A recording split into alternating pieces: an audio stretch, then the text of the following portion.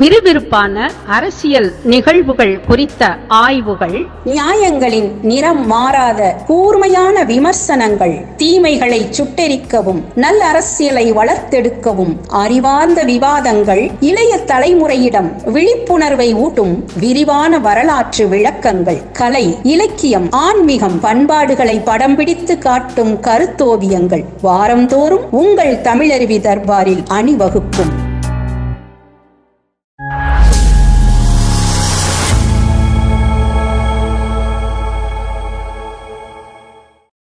நெஞ்சு பொறுக்குதில்லையே. தமிழருவி தர்பார் நேயர்கள் அனைவருக்கும் வணக்கம். நெஞ்சு பொறுக்குதில்லையே நிகழ்ச்சிக்காக ஐயா தமிழருவி மணியன் அவர்கள் நமது அரங்கத்திற்கு வந்திருக்கிறார்கள்.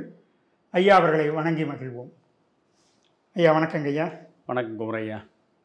ஐயா, அண்மையில் கரூரில் தமிழக வெற்றிக் கழக தலைவர் விஜய் நடத்திய மக்கள் சந்திப்பு பெரும் சோகத்தில் முடிந்திருக்கிறது. 41 பேருக்கு மேல் உயிரிழந்திருக்கிறார்கள். அதற்கு பல்வேறு காரணங்கள் அடுக்கப்படுகின்றன. கூட்டம் நெரிசலான பகுதியில் நடந்தது, தாமதமாக வந்தார், மக்கள் உணவு தண்ணீர் இல்லாமல் தவித்தார்கள் என்று பல்வேறு காரணங்கள் அடுக்கப்படுகின்றன.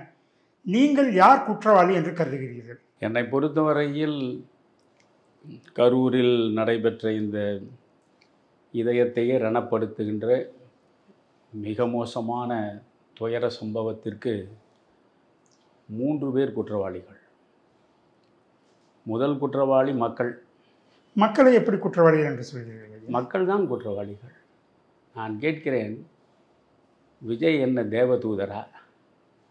உங்களைப் போல, என்னைப் போல, மற்றவர்களைப் போல 2 கண், 1 மூக்கு, 1 வாய், 2 காது உள்ள சாதாரண மனிதன் தானே. அவர் நடித்திருக்கக்கூடிய பல்வேறு திரைப்படங்களில் நீங்கள் தொடர்ந்து பார்த்து மகிழ்ந்திருக்கிறீர்கள் அல்லவா? அப்படியே நீங்கள் அவருடைய பிரச்சாரத்தை பார்க்க வேண்டுமென்றால் இப்பொழுதுதான் வீடுகளில் லைவாக ஒளிபரப்பப்படுகிறதே. தொலைக்காட்சிகளில் விஜய் வீட்டிலிருந்து புறப்படுகிறார், விஜய் மீனம்பாக்கம் விமான நிலையத்திற்கு வந்து சேர்ந்து விட்டார், விஜய் சார்ட்டர்ட் ஃப்ளைட்டில் ஏறி அமர்கிறார், விஜய் திருச்சிக்கு வந்து இறங்குகிறார், விஜய் அங்கிருந்து புறப்படுகிறார், இதோ வந்து கொண்டே இருக்கிறார். இப்படி வரிசையாக ஏதோ வானத்திலிருந்து ஒரு தேவதூதன் இறங்கி இந்த பூமிக்கு வந்து மக்களை பார்த்து அவர்களுக்கு பல்வேறு நல்ல திட்டங்களை எல்லாம் அறிமுகப்படுத்தி அவர்களுக்கு மிகச்சிறந்த வளவாழ்வை உருவாக்கி தருவதற்காக வந்திருக்கிறார். எனவே அவருடைய வருகையை மேலிருந்து கீழே வந்து சேருகிற வரை மக்களிடம் காட்ட வேண்டும் என்பது போலத்தானே ஊடகங்கள் காட்டி கொண்டிருக்கின்றன. அவற்றை வீட்டில் நீங்களும் நானும் உட்கார்ந்து கொண்டு பார்ப்பதைப் போலவே பார்த்து கொண்டிருக்கலாமே. அரசியல் பேச்சை கேட்க வேண்டும் என்று அரசியல் ஆர்வம் உள்ளவர்கள் விஜய்க்கு முன்னால் போய் நின்று அவர் என்ன சொல்கிறார் என்பதை கேட்பது எனக்கு புரிகிறது. இந்த பெண்களும் கை குழந்தைகளோடு போய் நிற்கிறார்களே, இவர்கள் அரசியல் என்ன பேசுகிறார் என்று கேட்பதற்காக போய் நின்றார்கள். அந்த கை குழந்தைக்கு விஜய் யார் என்று காட்டுவதற்கு போனார்கள் என்றே வைத்துக் கொள்ளுங்கள். அந்த கை குழந்தை விஜயை பார்த்து என்ன செய்ய போகிறது? அங்கே கூடியவர்களில் பெரும்பாலான பெண் மக்கள் அங்கே குழுமி இருக்கிறார்கள். இவ்வளவு பேரும் அங்கே சென்று சேருகிறீர்களே, அவர் யார்? திரைத்துறையை சார்ந்தவர் ஒருவர் அரசியலுக்கு வருகிறார் என்றால் அது தவறு என்று நான் ஒருபோதும் சொல்ல மாட்டேன். அவரை நடிகர் என்று ஒரு நாளும் இழித்தும் பழித்தும் நான் பேச மாட்டேன். ஆனால் அவர் நம்மை போல் ஒரு சாதாரண மனிதர். பெரியோரை வியத்தலும் இளமே, சிறியோரை இகழ்தல் அதனினும் இளமே என்று 2000 ஆண்டுகளுக்கு முன்னாலேயே இந்த தமிழ் மண்ணில் கணியன் பூங்குன்றன் எழுதி வைத்துவிட்டு போயிருக்கிறான் உங்களுக்காக. எல்லா வகையிலும் உன்னை விட பெரியவன் என்பதற்காக அவனை அண்ணாந்து பார்க்காதே. அவனை போற்றி பரவசத்தோடு பல்லாண்டு பாடாதே. உன்னிலும் தாழ்ந்தவன் என்பதற்காக அவனை கேவலமாக புறம் தள்ளாதே. அனைவரையும் சமமாக பார்த்து பழகு என்று சொன்ன மண்தானே இது. எனவே எதற்காக இப்படி நீங்கள் போய் நிற்கிறீர்கள்? இந்த அசம்பாவிதம் எத்தனையோ இடங்களில் நடந்திருக்க வேண்டும். புரிகிறதா? அது திருச்சியில் நடந்திருக்க வாய்ப்புண்டு, நாகப்பட்டினத்தில் நடந்திருக்க வாய்ப்புண்டு, திருவாரூரில் நடந்திருக்க வாய்ப்புண்டு, அதே போன்று இந்த நாமக்கல்லில் நடந்திருப்பதற்கும் வாய்ப்பு உண்டு. இப்பொழுது இத்தனை இடங்களில் போட்டி போட்டுக்கொண்டு பல்லாயிரக்கணக்கில் அவருக்கு முன்னாடி போய் நீங்கள் திரளுகிறீர்கள். அப்படி திரண்டு நின்று நீங்கள் என்ன சாதிக்கிறீர்கள்? விஜய் என்ற ஒரு சினிமா நடிகராகத்தான் நீங்கள் போய் பார்க்கிறீர்களே தவிர விஜய் என்ற அரசியல் தலைவரை நீங்கள் போய் பார்க்கவில்லை. ஒரு அரசியல் தலைவரை பார்ப்பதற்கு இவ்வளவு ஆர்வத்தோடு முட்டி மோதி முன்னாலே செல்ல வேண்டிய அவசியமே இல்லை. அவர் நின்று பேசுகிற இடத்திலிருந்து 1 கிலோமீட்டர் தூரத்தில் இருந்தபடியே நீங்கள் பார்த்தாலும் தூரத்தில் அவர் தெரியலாம். அவர் பேச்சு ஒலிபெருக்கிகள் வழியாக செவியில் வந்து விழலாம். எனவே நீங்கள் முழுக்க முழுக்க விஜய் என்கிற ஒரு நடிகரை, ஒரு காட்சி பொருளை கண்டு பரவசம் அடைய வேண்டும் என்பதற்காக கூடுகிறீர்கள் என்றால் உங்களைத்தான் முதலில் நான் குற்றம் சொல்வேன். மக்கள் அறிவார்ந்தவர்களாக இருக்க வேண்டாமா? உலகத்திலேயே மன்னிக்க முடியாத பாவம் இக்னோரன்ஸ், அறியாமை ஒன்றுதான். இன்னும் எவ்வளவு காலம் நீங்கள் இந்த அறியாமை இருட்டில் அழுந்தி கிடக்கப் போகிறீர்கள்? இன்னும் எவ்வளவு காலம் திரை வெளிச்சத்தை பார்த்து அங்கே போய் விழுந்து கருகி சாகிற விட்டில்களைப் போல நீங்கள் இன்னும் ஏன் வாழ்ந்து கொண்டிருக்கிறீர்கள்? ஆறறிவு படித்த மக்கள் தானே நீங்கள். எனவே என்னை பொறுத்தவரையில் இவ்வளவு பெரிய கூட்டம் எதற்காக போகிறீர்கள்? ஒரு மாபெரும் தத்துவ ஞானியை தரிசிப்பதற்காக போனீர்களா? உலகமே கண்டிராத ஒரு மகத்தான அறிவியல் கண்டுபிடிப்பை எடுத்து கொடுத்து அதனால் உலகமே பயனடைந்தது, அவர் இங்கே வந்து நிற்கிறார், அவரை போய் பார்க்க வேண்டும் என்பதற்காக போனீர்களா?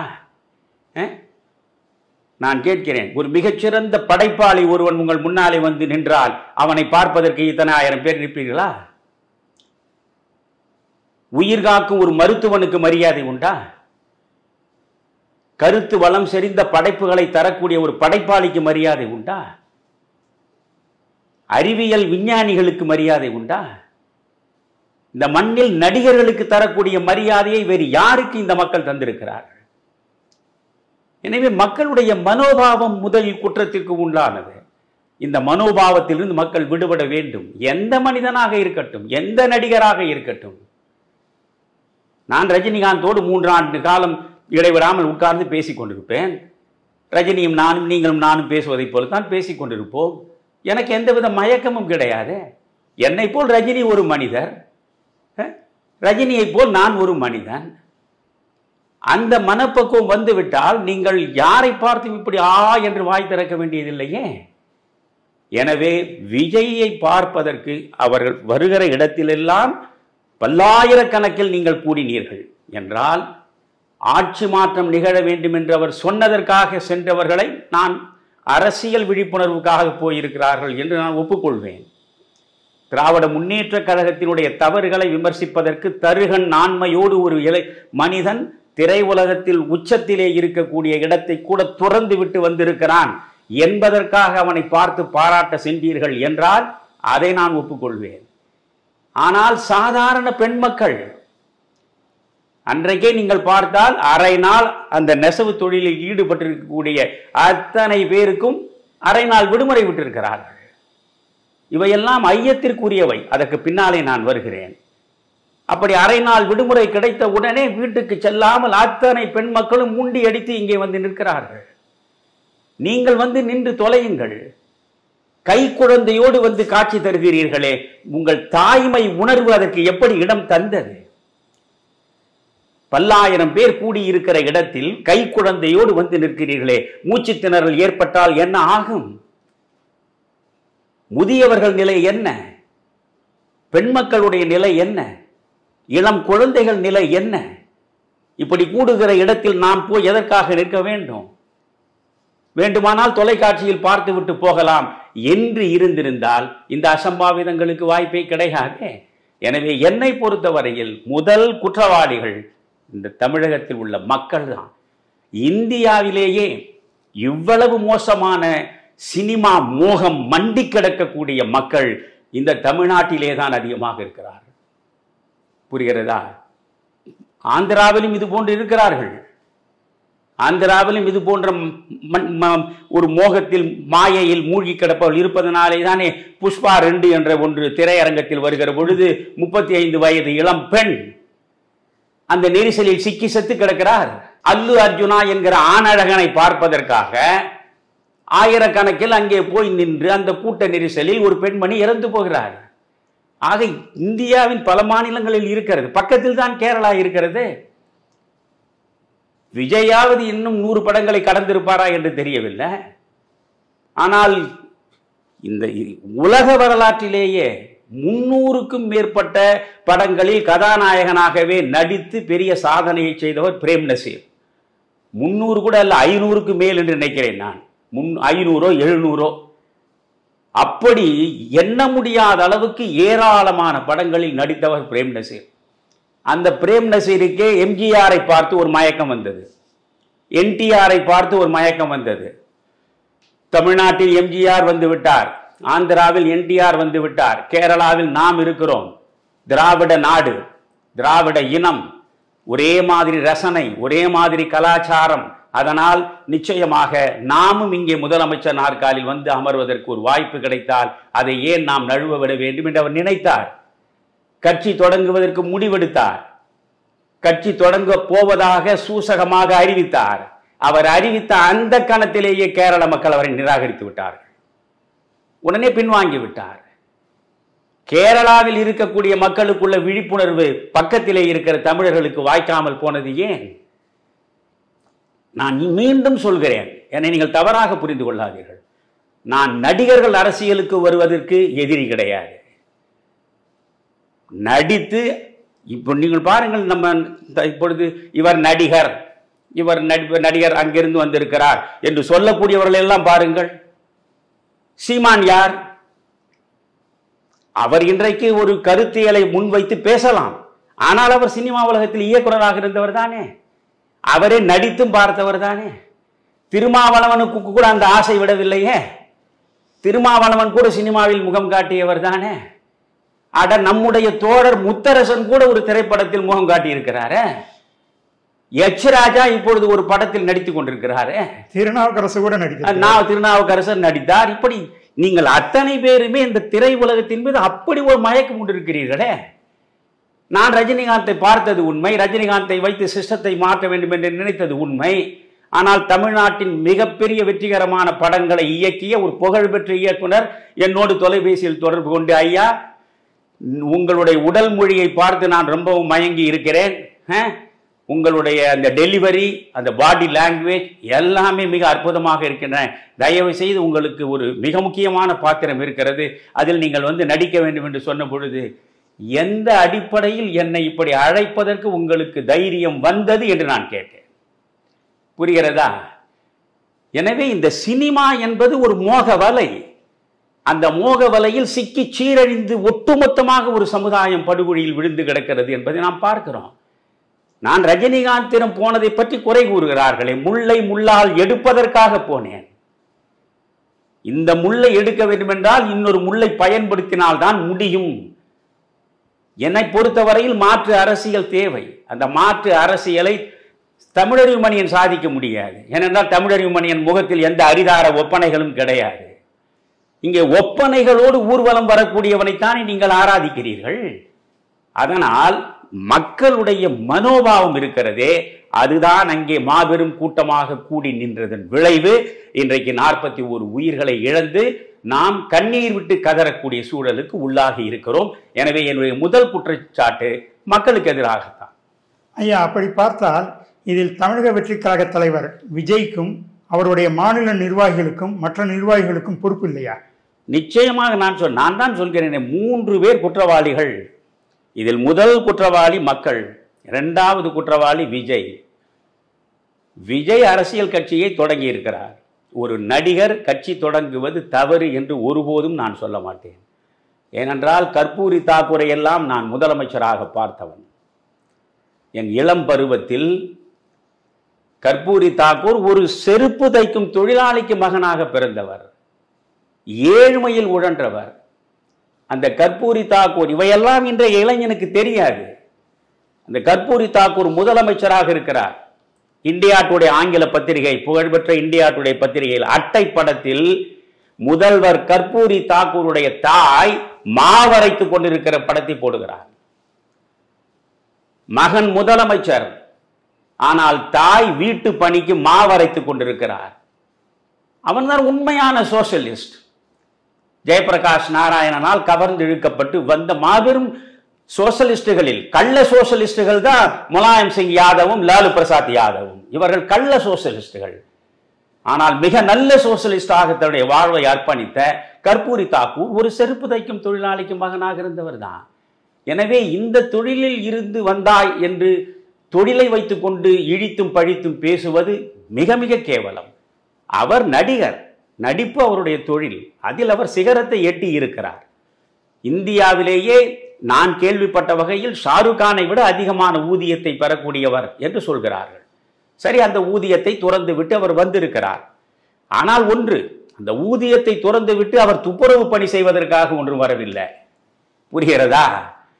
எங்கெல்லாம் குப்பைகள் கிடக்கின்றன அந்த குப்பைகளை எல்லாம் கூட்டி அழுக்கை சமுதாயத்தில் அகற்றுவதற்கு நான் வரவில்லை. இதைவிட அதிகமாக நான் நிறைய சுகங்களை பார்த்து விட்டேன், ஏராளமான பணத்தை பார்த்து விட்டேன். நான் காணாத சுகம் இல்லை, நான் பார்க்காத பணம் இல்லை, ஆனால் அதிகாரம் ஒன்றுதான் என்னிடம் இல்லை.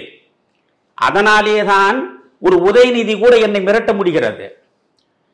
என்னுடைய படம் வெளிவர முடியாதபடி ஒரு உதயநிதியால் ரெட் ஜெயண்டை வைத்துக் கொண்டு தடுக்க முடிகிறது என்றால் காரணம் அவரிடம் அதிகாரம் இருக்கிறது, என்னிடம் அது இல்லை. அந்த அதிகாரத்தை அடைய வேண்டும் என்பதற்காகத்தான் விஜய் இந்த மண்ணில் அரசியலுக்கு வந்திருக்கிறாரே தவிர இவற்றையெல்லாம் புரிந்து கொள்ள வேண்டும்.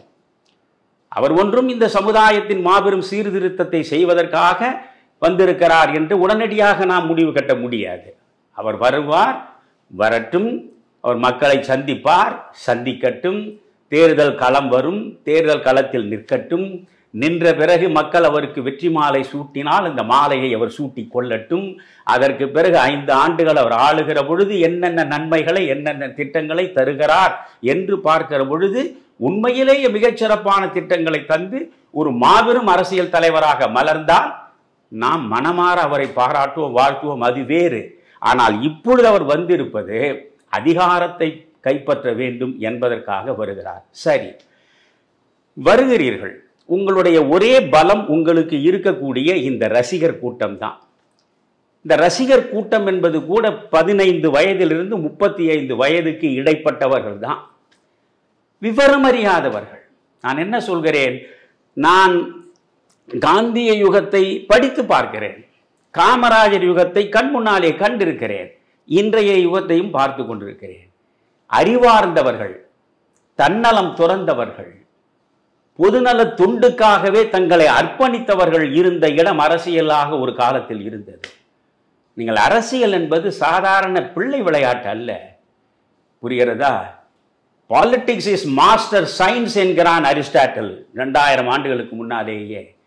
அரசியல் என்பதுதான் தலைமை அறிவியல். அது அந்த தலைமை அறிவியல் இன்றைக்கு எந்த வகையிலும் அடிப்படையே புரியாதவர்கள் கையிலே சிக்கி சீரழிந்து கொண்டிருக்கிறது.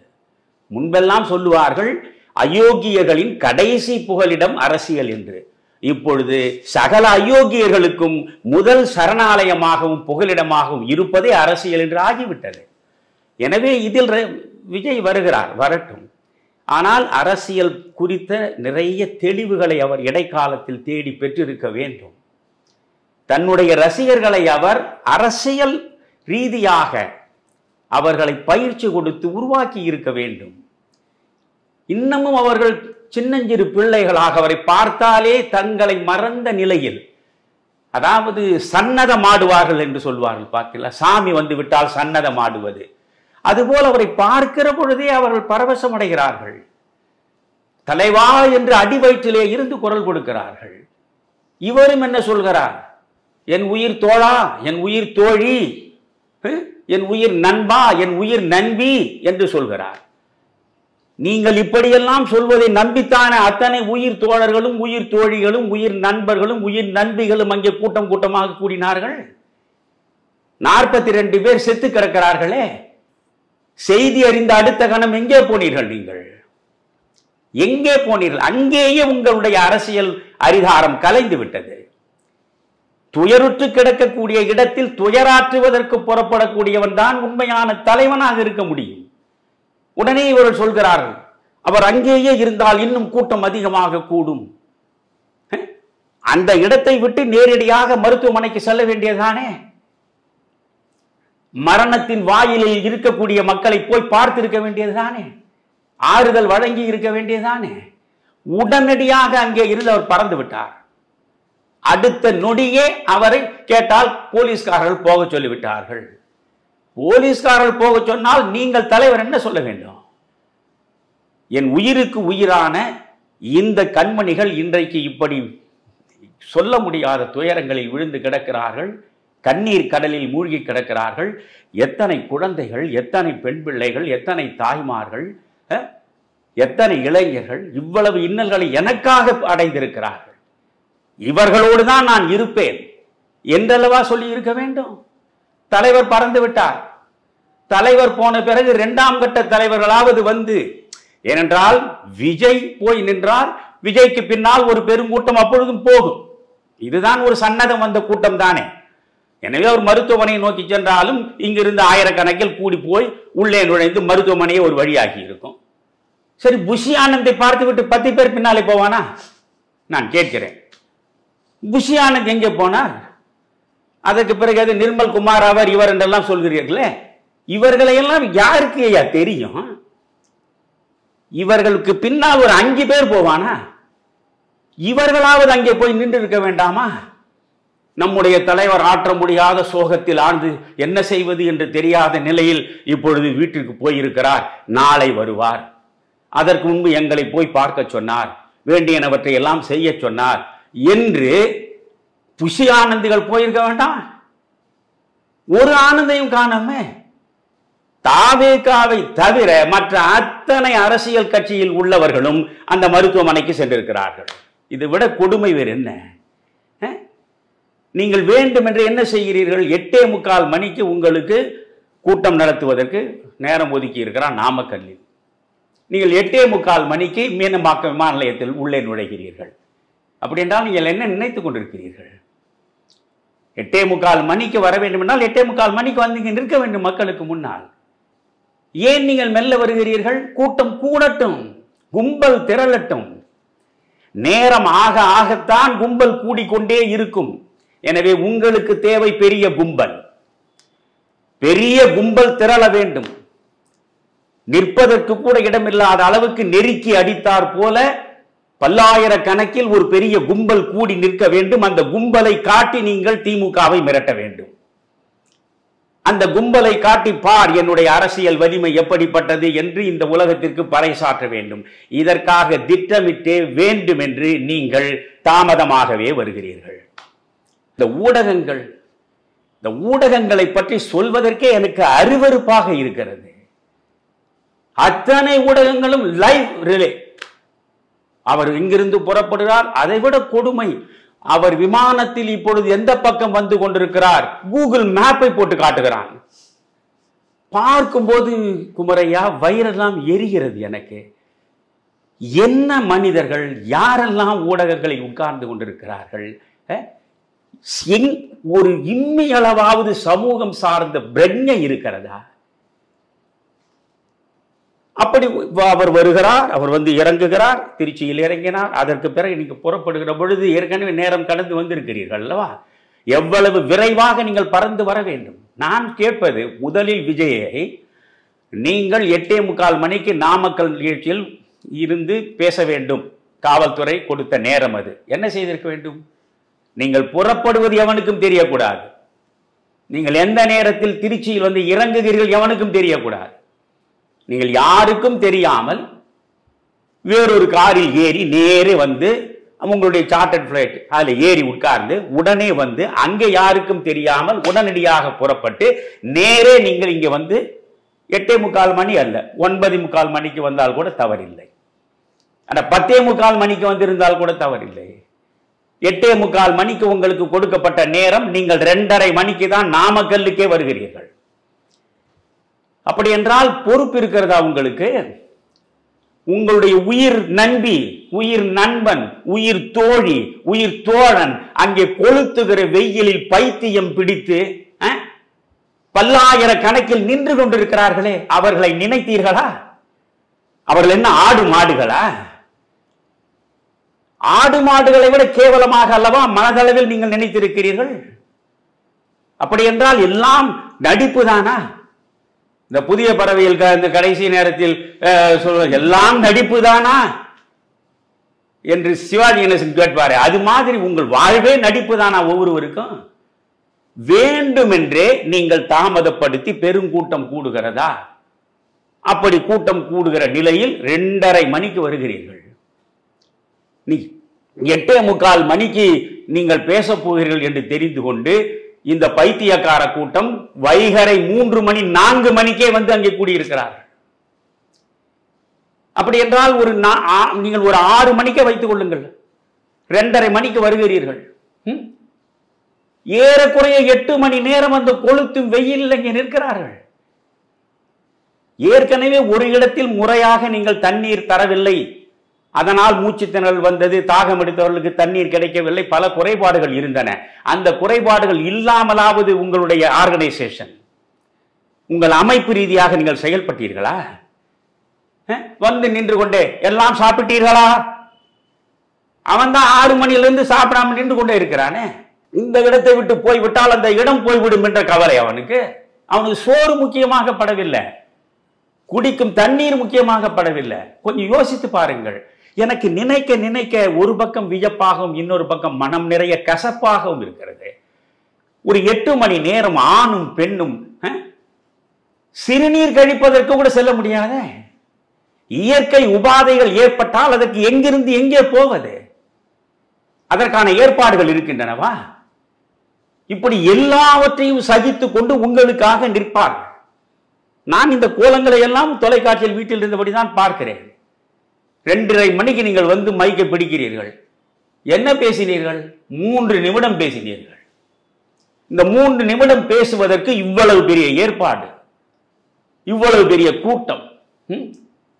அந்த காலத்தில் அண்ணா அவர்கள் வந்தால் மூங்கில் சவுக்கு ஆகியவற்றில் ஒரு 4 சவுக்கை ஒன்றாக படுக்க போட்டு அதன் மீது ஒரு துணியை விரித்து ஒரு மைக்கை வைத்திருப்பான். அதில் வந்து மணிக்கணக்கில் மக்கள் அத்தனை பேரும் அவருடைய கருத்தியலை கொண்டு போய் சேர்க்கிற பொழுது அதில் அப்படியே ஈடுபட்டு கேட்கக்கூடிய காலம் இருந்தது. ஆனால் இங்கே நீங்கள் இதற்காக மனித உழைப்பு எவ்வளவு, பணம் எவ்வளவு, எத்தனை மனிதர்களுடைய உழைப்பு எல்லாம் சேர்ந்து நீங்கள் ஒரு 5 நிமிடத்திற்கு மேல் எங்கும் பேசுவதில்லை. அதில் கூட திருவாரூரிலும் மற்றபடி நாகப்பட்டினத்திலும் பேசுகிற பொழுது அந்த பேச்சில் ஒரு ஃபயர் இருந்தது, நெருப்பு இருந்தது. அது முடிந்து விட்டது. பிறகு நீங்கள் நாமக்கல்லில் வந்து என்ன சொல்கிறீர்கள்? நாமக்கல்லில் வந்து முட்டையை பற்றி சொல்கிறீர்கள். நாமக்கல் கவிஞர் அதெல்லாம் இதுதான் தாவேகா என்பதை புரிந்து கொள்ள வேண்டும். தாவேகாவில் உள்ள தம்பிகள் என் மீது இப்பொழுது கோபப்படலாம். நான் உங்களுக்காக பரிதாபப்பட்டு தான் இவ்வளவு பேசுகிறேன். அவர் கேட்கிறார், நாமக்கல் என்றாலே தமிழன் என்றொரு இனம் உண்டு, தனியே அவருக்கு ஒரு குணம் உண்டு என்று சொன்னது யார் என்றால் இவருடைய ரசிகர்கள் அத்தனை பேரும் ஆழ்ந்த இலக்கியங்களை பயின்று தத்துவங்களில் மூழ்கி பல்வேறு அறிவு சார்ந்த படைப்புகளிலெல்லாம் மூழ்கி முத்தெடுத்தவர்கள். அதனால் இவர் கேட்கிறார், தமிழன் என்றொரு இனம் உண்டு, தனியே அவருக்கு ஒரு குணம் உண்டு சொன்னது யார்? விஜயகாந்த் என்று அத்தனை பேர் கத்துறான். உடனே இவர் சொல்றார், இல்லை, விஜயகாந்துக்கு முன்பே ஒருவர் சொல்லி இருக்கிறார், அவர்தான் நாமக்கல்லார். உடனே பேப்பரை பார்க்கிறார், நாமக்கல்லார் ராமலிங்கம் பிள்ளை. இவருக்கே நாமக்கல் கவிஞர் ராமலிங்கம் பிள்ளை தெரியல, இவருக்கே தெரியல என்பது இவர் பின்னால இருக்கிற அவனுக்கு எங்க தெரிய போகுது? இவர்கள் தான் இந்த தமிழ்நாட்டில் மாபெரும் சீர்திருத்தங்களை எல்லாம் கொண்டு வந்து சேர்க்க போகிறார்கள். கல்வியில் புரட்சி, மருத்துவத்தில் புரட்சியிலும் புரட்சியை கொண்டு வரப் போகிறார்கள். கொஞ்சமாவது விவரம் இருக்க வேண்டாம்? இவர் கேட்கிறார். ஏனென்றால் இவர் 2 இடங்களில் பேசிவிட்டார். அது முக்கியமான இந்த பவர் பாயிண்ட்ஸ் என்று சொல்லுவான். இந்த பவர் பாயிண்ட்ஸை எழுதி கொண்டு வந்து அதை பார்த்து விட்டு உடனே அதை பற்றி விளக்கமாக பேசவாவது பயிற்சி எடுத்திருக்கணும். நீங்கள் தான் திரை உலகத்தில் ஒரு 30 ஆண்டுகளுக்கு மேல் எத்தனை வசனங்களை மனப்பாடம் செய்து பேசியிருக்கிறீர்கள். பேச வேண்டியதானே? பவர் பாயிண்ட்ஸ் எடுத்து வச்சு, ஓ இந்த பவர் பாயிண்ட் இதுவா, இதற்கு இப்படி பேச வேண்டுமா? ஒரு காகிதத்தை வைத்துக்கொண்டு உடனே என்ன சொல்றார்? சொன்னதையே நான் திரும்ப திரும்ப சொல்ல வேண்டுமா? அவ்வளவுதான் சரக்க. என்ன சொல்கிறார்? எல்லாருக்கும் மருத்துவ வசதி, எல்லாருக்கும் கல்வி, சாலை சிறப்பாக அமைய வேண்டும், பெண்கள் பாதுகாப்பு, சட்டம் ஒழுங்கு, இவையெல்லாம் நான் நிச்சயமாக உருவாக்கி தருவேன் என்று 2 கூட்டத்தில் சொல்லிவிட்டார். இப்பொழுது கேட்கிறார், நான் என்ன புதிதாக வானத்திற்கு இங்கிருந்து சாலை போடுவேன், அங்கே அமெரிக்காவுக்கு இதை அனுப்பேன் என்று பேச சொல்கிறீர்களா என்று கேட்கிறார். அப்படி என்றால் சரக்கு போய்விட்டது. 2 கூட்டத்திலேயே சரக்கு தீர்ந்து விட்டது. உங்களுக்கு யார் ஸ்கிரிப்ட் ரைட்டர்? இப்பொழுது ஸ்டாலின் பேசுகிறார்ல, ஸ்டாலின் என்ன சொந்தமாக யோசித்தா பேசுகிறார்? அவருக்கு ஒரு ஸ்கிரிப்ட் ரைட்டரை வைத்துக் கொண்டிருக்கிறார். அவர் ஏற்கனவே ஒரு படுத்த பத்திரிகை அனுபவம் உள்ளவராக பக்கத்தில் உட்கார்ந்து கொண்டு எழுதி கொடுப்பதை இவர் பார்த்து படிக்கிறார். அவர் யார் என்று எனக்கு தெரியும். நீங்கள் அப்படியாவது ஒரு ஸ்கிரிப்ட் ரைட்டரை வைத்துக் கொள்ள வேண்டாமா? இவ்வளவு பெரிய கட்சியை நடத்துவதற்கு வந்திருக்கிறீர்களே, உங்களை சுற்றி நீங்கள் புஷி ஆனந்தையும் ஆதவ அர்ஜுனாவையும் வைத்துக் கொண்டிருந்தால் உங்களுக்கு அதுக்கு பிறகு பார்த்தால் யாரு அவர் பேர் என்ன? ஜான் ஆரோக்கியராஜ், இப்படி ஒரு 4-5 பேர், இவர்கள் எல்லாம் தத்துவ ஞானிகள், சிந்தனையாளர்கள், மாபெரும் படைப்பாளிகள் எல்லாம் பக்கத்தில் வைத்துக் கொண்டு இவர் புரட்சியை உருவாக்கப் போகிறார்.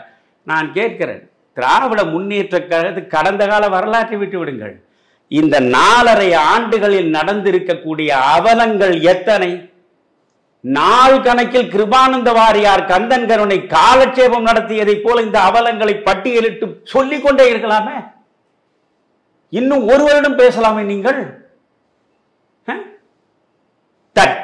தண்ணீரில் மலத்தை கரைத்து வைத்தார்களே, அந்த கொடுமை குறித்து பேச வேண்டியதுதானே? அன்றாடம் பாலியல் பிறழ்வுகள் நடந்து கொண்டிருக்கின்றனவே, அவற்றை பட்டியலிட்டு பேச வேண்டியதுதானே? ஆணவ கொலை நடந்து கொண்டே இருக்கிறது, அவற்றையெல்லாம் குறிப்பிட வேண்டியதுதானே?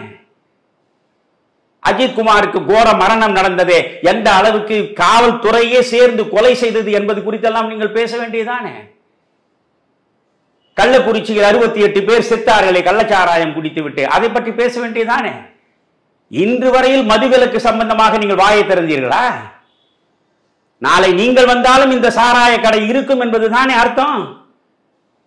நான் வந்தால் மது அற்ற மாநிலமாக கொண்டு வருவேன், ஊழலற்ற நிர்வாகத்தை தருவேன் என்று சொல்லுங்கள் பார்க்கலாம். அப்படி என்றால் நீங்கள் வந்தால் என்ன? ஸ்டாலின் உட்கார்ந்த இடத்தில் நீங்கள் உட்கார போகிறீர்கள், நீங்கள் உட்கார்ந்து அதிகாரம் செய்ய போகிறீர்கள். அதை நாங்கள் குச்சி ஐசை வாயிலை வைத்துக் கொண்டு பார்த்து கொண்டே இருக்க வேண்டியதுதான், இல்லையா? அதனால் இது தாவேகா என்பது உண்மையிலேயே இவ்வளவு பிரம்மாண்டமான ஒரு இளைஞர் கூட்டம் வேறு யாருக்குமே வாய்க்காது. கண்மூடித்தனமான இளைஞர் கூட்டம். அந்த இளைஞர் கூட்டத்தை பக்குவப்படுத்த வேண்டும். ஆனால் ஒன்று சொல்கிறேன், இந்த கரூரை பொறுத்தவரையில் இந்த தாவேகாவில் இருக்கலாம் அணில் குஞ்சுகள் அதெல்லாம் மரத்தின் மீது ஏறிக்கொள்ளும், அது கம்பத்தின் மீது ஏறிக்கொள்ளும், அப்படி இப்படிலாம் கேவலமாக பேசினார்கள் இல்லையா? ஆனால் இந்த முறை தெளிவாக நான் காலையிலிருந்து மாலை வரை பல்வேறு பதிவுகளை எல்லாம் பார்த்தேன். விஜய் வருகிற வரையில் எந்த விஜயினுடைய தொண்டனோ விஜயுடைய ரசிகனோ ஒரு மரத்திலும் ஏறவில்லை, ஒரு கம்பத்தின் மீதும் ஏறி நிற்கவில்லை. அவன் கட்டுப்பாடாக அந்த இடத்திலே இருந்திருக்கிறான். தலைவர் சொல்லிவிட்டார் என்பதற்காக கட்டுப்பாடாக இருந்திருக்கிறான். அவன் இப்பொழுதுதான் மெல்ல பயிற்சி எடுத்துக் கொண்டு வருகிறான். அவனை நான் பாராட்டுகிறேன். எப்பொழுது இது நடக்கிறது? விஜய் உள்ளே வருகிறார். உள்ளே வந்த அடுத்த 2 நிமிடத்திற்குள்ள மின்சாரம் துண்டிக்கப்படுகிறது, இருள் சூழ்ந்து கொள்கிறது. அவர் உள்ளே வரும்போது கொஞ்சமாவது யோசித்து பார்க்க வேண்டாமா? அவ்வளவு பெரிய வாகனம், ஏற்கனவே நிற்க இடம் இல்லாமல் மக்கள் ஒருவரோடு ஒருவர் இதற்கு முன்பு இருந்த இடத்துல பார்த்தீர்களா என்றால் நின்ற இடத்தில் அத்தனை பேர் நின்ற நிலையில் நீங்கள் பார்க்கலாம். இதில் அப்படியே அலை பாய்கிறது. முன்னும் பின்னுமாக மக்கள் நிற்க முடியாமல் தவிக்கிற நிலையில் நீங்கள் உங்களுடைய இவ்வளவு பெரிய வாகனத்தை உள்ளே கொண்டு வந்து நுழைத்தால் அதற்கு இடம் கொடுக்க வேண்டும் என்றால் என்ன செய்வார்கள்? இவர்களை பிடித்து தள்ளுகிறீர்கள். தள்ளுகிற பொழுது அவர்கள் சுவற்றில் போய் முட்டிக்கொள்கிறார்கள். முட்டிக்கொள்கிற நிலையில் விழுகிறார்கள். ஏற்கனவே அவர்கள் 8 மணி நேரமாக காத்துக் கொண்டிருக்கிறார்கள்.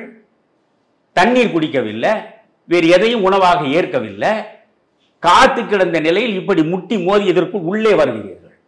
காவல்துறை என்ன செய்தது? நான் பிறகு வருகிறேன். அப்படி இதற்கு உள்ளே வந்து நின்று கொண்டுதான் நீங்கள் பேச வேண்டும். ஏன் இவ்வளவு கூட்டத்தை பார்க்கிறீர்கள் அல்லவா? அங்கிருந்து பார்க்கிற பொழுது பிரம்மாண்டமாக இந்த கூட்டம் இருக்கிறது.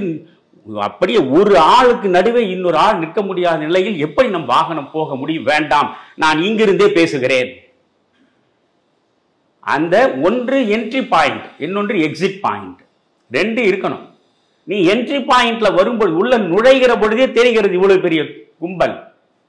அந்த இடத்தில் போய் இவ்வளவு பெரிய நீண்ட வாகனத்தை உள்ளே நுழைத்தால் ரெண்டு பக்கமும் மக்கள் தள்ளப்படுவார்கள். தள்ளப்படுகிற பொழுது அவர்கள் கீழே விழுவதை தவிர வேறு வழி கிடையாது. இந்த குறைந்தபட்ச அறிவு இருக்க வேண்டாம். ஆனால் இந்த வாகனம் மெல்ல மெல்ல அப்படியே அவர் ரசிக்கிறார். அது நீங்கள் யோசிக்க வேண்டும். இவர் மேலே நின்று முதலில் வந்திருக்கிறார், வாகனத்தின் மேலே இவர் நின்றபடி வந்திருக்கிறார், கையை எல்லாம் காட்டியிருக்கிறார். இந்த குறிப்பிட்ட இடத்துக்கு கொஞ்சம் தூரத்திலேயே இவர் உள்ளே உட்கார்ந்து விடுகிறார். ஏனென்றால் இவர் நின்று கொண்டு வந்தால் இவரை பார்த்த மக்கள் அங்கிருந்து போய்விடுவார்கள். அவர்களுக்கு பார்க்க வேண்டும், அவ்வளவுதானே, பார்க்க வேண்டும். பார்த்தால் அவர்கள் கலைந்து விடுவார்கள். இது எல்லா இடங்களிலும் நடக்கக்கூடியதுதான். இது விஜய்க்கு தெரியும். அதனால் இவர்கள் பார்க்க வேண்டும், அங்கே ஒரு பெரும் கும்பல் இருக்க வேண்டும். உள்ளே உட்கார்ந்து கொள்கிறார். உள்ளே உட்கார்ந்து கொண்டது மட்டுமல்ல, விளக்கை அணைத்து விடுகிறார்கள், இவர் தெரியக்கூடாது என்பதற்காக. அதற்காக இந்த மூட ஜனங்கள் அவர் நம் பார்வையில் படவில்லையே என்று பின்னாலேயே ஓடி வருகிறார்கள். ஏற்கனவே பெருங்கூட்டம் இருக்கிறது. இந்த பெருங்கூட்டத்திற்குள் இந்த வாகனம் நுழைகிறது. இந்த வாகனத்திற்கு பின்னால் ஒரு 2000 பேர் முன்னால் மோதுகிறான். என்ன ஆகும்? இப்படிப்பட்ட மோசமான சூழல்கள் உருவானதற்கு விஜய் ஒரு முக்கிய காரணம்.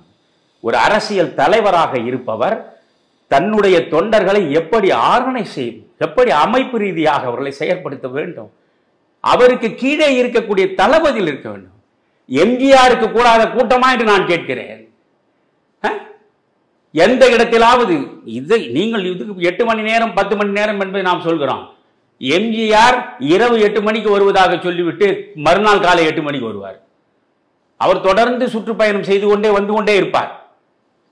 அப்படி வருகிற பொழுது இந்த இடத்திற்கு குறிப்பிட்ட இடத்துக்கு வருவதற்கு 12 மணி நேரத்திற்கு மேல் ஆகும். மக்கள் அப்படியே இருந்தார்கள். ஒரு இடத்திலாவது ஒரு அசம்பாவிதம் நடந்து ஒருவன் செத்தான் என்று வரலாறு உண்டா? காரணம், எம்ஜிஆருக்கு பின்னாலே பயிற்சி பெற்ற அரசியல் ரீதியாக முதிர்ச்சி உள்ள தளபதிகள் இருந்தார்கள். எல்லா இடங்களிலும் இருந்தார்கள். அவர்கள் ஒழுங்குபடுத்தி வைத்திருந்தார்கள். நீங்கள் எம்ஜிஆரை வைத்துக் கொண்டு நீங்கள் பேசக்கூடாது. எம்ஜிஆர் ரசிகர் மன்றமும் விஜய் ரசிகர் மன்றமும் ஒன்றல்ல. எம்ஜிஆர் 1952 போல திமுகவுக்கு உள்ளே வந்து விடுகிறார். பிறகு நாடோடி மன்னன் வந்த பிறகு அவருக்கு என்று தமிழ்நாடு முழுவதும் ரசிகர் மன்றங்கள் தொடங்கப்படுகின்றன. அத்தனை ரசிகர் மன்றங்களையும் அவர் அரசியல் மயமாக்குகிறார், அரசியல் மயப்படுத்துகிறார். அதனால் அவர்கள் வெறும் ரசிகர்களாக இல்லை, அவர்கள் அரசியல் கட்சியாக இருக்கிறார்கள். தேர்தல்களை சந்திக்கிறார்கள், தேர்தல் பணியில் ஈடுபடுகிறார்கள். அவர்களுக்கு எப்படி கூட்டம் நடத்த வேண்டும், எப்படி அமைப்பு ரீதியாக நிற்க வேண்டும், எப்படி தலைவனை பார்க்க வேண்டும், எல்லாமே அவர்களுக்கு தெரிந்திருக்கிறது. எம்ஜிஆருக்கு பக்கத்தில் இருந்த அடுத்த கட்ட தலைவர்களை எல்லாம் பாருங்கள். உங்களுக்கு பின்னால் யார் இருப்பது? யார்? இந்த 2-3 பேரை ஒரு நீங்கள் அரசியலுக்கு வருவதற்கு முன்னால் எவனுக்காவது தெரியுமா? இது போன்ற ஆட்களை வைத்துக் கொண்டு நீங்கள் ஒரு கட்சியையும் தொடங்கிவிட்டீர்கள். எவ்வளவு துணிச்சல் இருக்க வேண்டும் உங்களுக்கு? சரி, கட்சியை தொடங்கிவிட்டீர்கள். எடுத்த உடனே எவனும் தலைவன் ஆக்கி விடுவதில்லை, எடுத்த உடனே எவனும் பயிற்சி பெற்றவன் ஆக்கி விடுவதில்லை. பயிற்சியை கொடுங்கள். இன்னும் புஷி ஆனந்துக்கு பேசவே வரவில்லையே ஐயா, 10 வார்த்தை பேசவே தெரியவில்லையே. ஆனால் இவர்கள் தான் உங்களுக்கு இப்பொழுது இந்த கூட்டம் இயல்பாக கூடுகிறது. ஒன்றை நீங்கள் புரிந்து கொள்ளணும். மற்றவர்கள் பணம் கொடுத்து ஆட்களை வாகனங்களில் திரட்டி வந்து கூட்டுகிறார்கள். விஜய்க்கு தானாக கூட்டம் கூடுகிறது என்பதில் 75 விழுக்காடு தான் உண்மை. மீதி 25 விழுக்காடு என்னவென்றால், புஷி ஆனந்துகள் எதற்காக விஜய்க்கு தேவைப்படுகிறார்கள்? இந்த புஷி ஆனந்துகள் தான் எந்த இடத்தில் இப்பொழுது கரூரில் கூட்டம் என்றால், கரூரை சுற்றி இருக்கக்கூடிய 4-5 மாவட்டங்களிலும் இவர்கள் தொடர்ந்து தொடர்பு கொண்டு, நீ இவ்வளவு பேரோடு வா. பணம் கொடுப்பதில்லை, அது ஒன்றுதான். மற்ற கட்சிகள் பணம் கொடுத்து அழைக்கலாம். நீ இவ்வளவு பேரோடு வந்து தீர வேண்டும், அப்போதுதான் உன்னுடைய பதவி உனக்கு நிலைக்கும், நீ வா நீ வா என்று இவர்களாகவே கும்பலை கூட்டுகிறார்கள். அப்படி கூட்டி கூட்டி ஒரு மிகப்பெரிய கும்பலை காட்டி அந்த கும்பலுக்கு நடுவே விஜய் நிற்கிறார் என்கிற பொழுது தன்னை அறியாமலேயே விஜய்க்குள்ளே ஒரு மயக்கம் வந்துவிட்டது. ஆஹா, நாம் இப்பொழுது யார்? மேன் ஆஃப் தி மாஸ், மக்களுடைய தலைவன். அதனால் நான் நிற்கும் இடம், நான் பார்க்கும் இடம் அனைத்து மக்கள் திரளாக இருக்க வேண்டும் என்பதற்காக திட்டமிட்டு தாமதமாக 7 மணி நேரம் 8 மணி நேரம் என்று வருகிறீர்களே, மனச்சான்று இல்லை? அத்தனை மணி நேரம் இருக்கக்கூடிய மக்களுடைய நிலையை நினைந்து பார்த்தால் ஒரு நொடி உங்களால் தாமதமாக வர முடியுமா? ஓடோடி வர வேண்டாமா? பறந்து வர வேண்டாமா? எதையும் செய்யவில்லை. ஆக உங்களுக்கு முதிர்ச்சியும் இல்லை, பயிற்சியும் இல்லை. முதல் 2 கூட்டத்தில் பேசிய அந்த பேச்சில் இருந்த ஃபயர், அதில் அடுத்து பேசியதில் ஒன்றுமே இல்லை. இதெல்லாம் பார்க்கிற பொழுது இன்னும் நீங்கள் பயிற்சி பெறுவதற்கு நிறைய பாடுபட வேண்டும். உங்களுடைய கட்சியில் இருக்கக்கூடிய ரசிகர்களை ஒரு சமூக நலன் சார்ந்து செயற்படுகிற மிகச்சிறந்த தொண்டர்களாக மாற்றுவதற்கு இன்னும் பல பட்டறைகளை நீங்கள் நடத்தி பல பயிற்சிகளை கொடுத்து உருவாக்கினால்தான் நீங்கள். நான் முதலிலேயே நான் விஜய்க்கு பல பரிந்துரைகளை வழங்கி இருக்கிறேன். அதிலே சொல்லி இருக்கிறேன், நீங்கள் அரசியலுக்கு வருகிறீர்கள், திராவிட முன்னேற்ற கழகத்தை பற்றி உங்களுக்கு சரியாக தெரியாது. ஆட்சி நாற்காலில் இருக்கக்கூடிய திராவிட முன்னேற்ற கழகம் எந்த நிலையிலும் ஆட்சியை தக்க வைத்துக் கொள்ள வேண்டும் என்பதற்காக எதை வேண்டுமானாலும் செய்யும். எம்ஜிஆர் சந்திக்காத சவால்களா? கருணாநிதி ஆட்சியில் இருக்கிற பொழுது அவரால் வெளித்தள்ளப்பட்ட எம்ஜிஆர் ஒரு கட்சியை தொடங்கி அவ்வளவு சாதாரணமாக கடந்து விட்டாரா? எனவே ஒரு எம்ஜிஆர் எத்தனை சவால்களை சந்தித்தாரோ அந்த அனுபவங்களிலிருந்து நீங்கள் பாடத்தை பெற்று நீங்கள் சந்திக்க வேண்டிய சவால்கள் ஏராளமாக இருக்கும். இவற்றையெல்லாம் சந்திக்கிற அளவுக்கு உங்களை தகுதிப்படுத்தி கொண்டுதான் வர வேண்டும். காரணம், உங்களுக்கு எதிரே இருக்கக்கூடிய திராவிட முன்னேற்ற கழக அமைப்பு, அதனுடைய தளபதிகள், அதனுடைய தலைவர் அத்தனை விதமான வழிகளிலும் உங்களை ஓய்த்து விடுவதற்கு, உங்கள் கட்சியை ஒரு வழியாக முடித்து விடுவதற்கு எல்லாம் செய்வார்கள். விழிப்புணர்வோடு இருங்கள் என்று சொன்னேன். ஆனால் அந்த விழிப்புணர்வு உங்களுக்கு இல்லை, மயக்கம். அது ஒரு சினிமா நடிகருக்கே இயல்பாக வாய்த்திருக்கிற மயக்கம். சினிமாக்காரர்களுக்கு எப்பொழுதுமே ஒரு பெரிய கூட்டத்துக்கு நடுவே நாம் இருக்க வேண்டும், அந்த கூட்டம் முழுவதும் நம்மை மட்டுமே பார்க்க வேண்டும் என்கிற ஒரு நினைப்பு எப்பொழுதும் இருக்கும். அந்த நினைப்பிலேயே வாழ்ந்து அந்த நினைப்பிலேயே முடிந்து விடக்கூடியவர்கள் தான் அவர்கள். அந்த நினைப்பு விஜய்க்கு இருப்பதுதான் இப்பொழுது நேர்ந்திருக்கக்கூடிய இந்த அசம்பாவிதத்திற்கு இன்னொரு காரணம். எனவே விஜயும் ஒரு குற்றவாளி என்பதில் மாற்று கருத்துக்கு இடமே கிடையாது. ஐயா, விஜய் செய்ய வேண்டியதையும் செய்ய தவறியதையும் பட்டியலிட்டு காட்டியிருக்கிறீர்கள். ஆனால் தமிழக அரசும் தமிழக காவல்துறையும் இதில் என்ன செய்திருக்க வேண்டும்? நான் தான் சொன்னேனே குமரையா, 3 குற்றவாளிகள் என்று சொன்னேன். முதல் 2 குற்றவாளிகளை நான் இனம் காட்டினேன். எதனால் அவர்கள் குற்றத்திற்குரியவர்கள் என்பதை நான் விளக்கினேன். இது 3வது குற்றவாளி தான் மிக முக்கியமான குற்றவாளி. குற்றம் புரிவதையே கலையாக கற்றுத் தேர்ந்த மனிதர்கள் உள்ள இடம் அது. நான் முதலில் கேட்கிற ஒரு கேள்வி, நீங்கள் இப்பொழுதுதான் முதன்முறையாக விஜய் தன்னுடைய மக்களை சந்திப்பதற்காக ஒரு கூட்டத்திற்கு புறப்படுகிறார். இந்த முதல் கூட்டம் கரூரில் நடக்கிறது என்றால் எத்தனை பேர் வருவார்கள்? 5000 பேர் வருவானா, 10,000 பேர் வருவானா தெரியாது.